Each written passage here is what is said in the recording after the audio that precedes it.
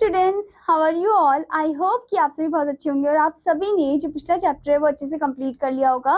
So now let's move into the third chapter and the third chapter name is the noun, number and gender. तो यहाँ पर संज्ञा, वचन और लिंग के बारे में हम पढ़ेंगे। Okay, so the first one is number, जिसे हम हिंदी में वचन बोलते हैं। Definition: number of noun shows its numbers. A noun has only two numbers.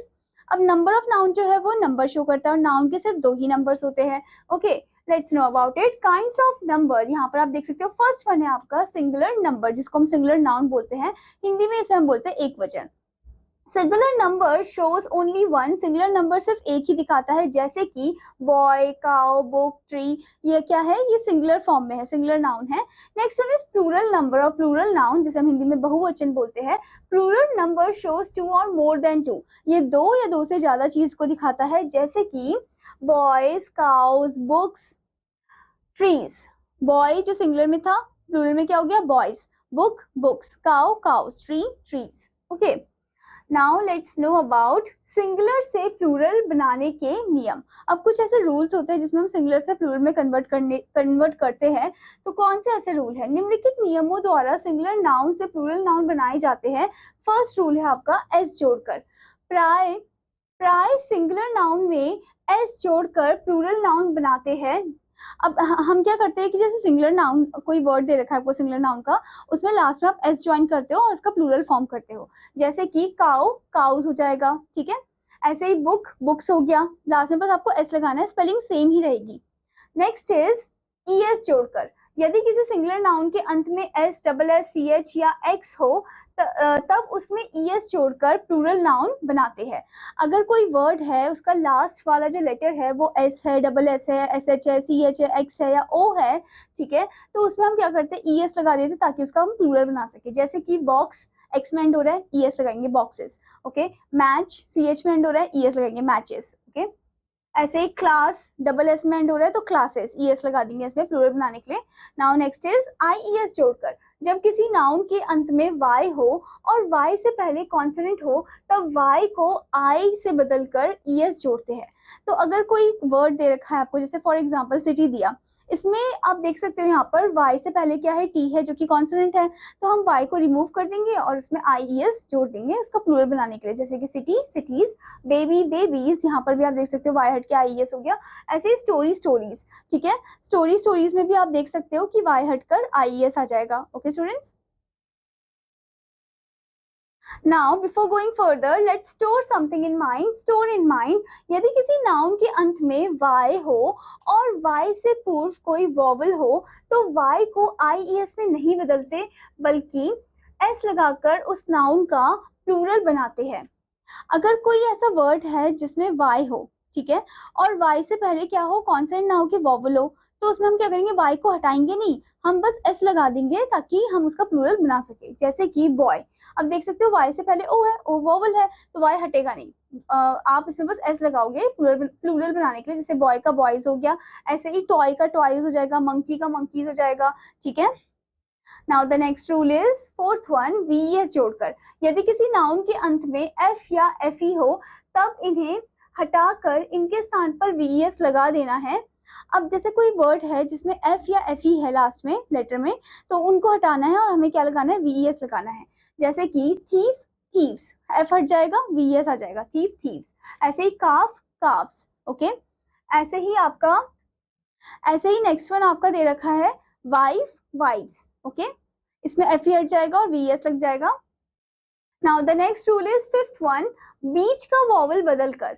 अब कभी कभी ऐसा भी होता है कि वर्ड में जो वॉवल होता है उसको हम चेंज कर देते हैं टू फॉर्म द प्लूरल। कुछ नाउन ऐसे हैं जिनके बीच का वॉवल बदलकर प्लूरल बनाते हैं। कुछ ऐसे नाउन है जिसके बीच के वॉवल को हटाकर हम प्लूरल बनाते हैं, जैसे कि फुट, फीट, डबल ओ हट गया, डबल ई आ गया प्लूरल बनाने के लिए। Women, women. ओके, ए हट गया, ई आ गया। Okay, now the next rule is दोनों में समान। बहुत से नाउन सिंगुलर तथा प्लूरल दोनों में समान रहते हैं।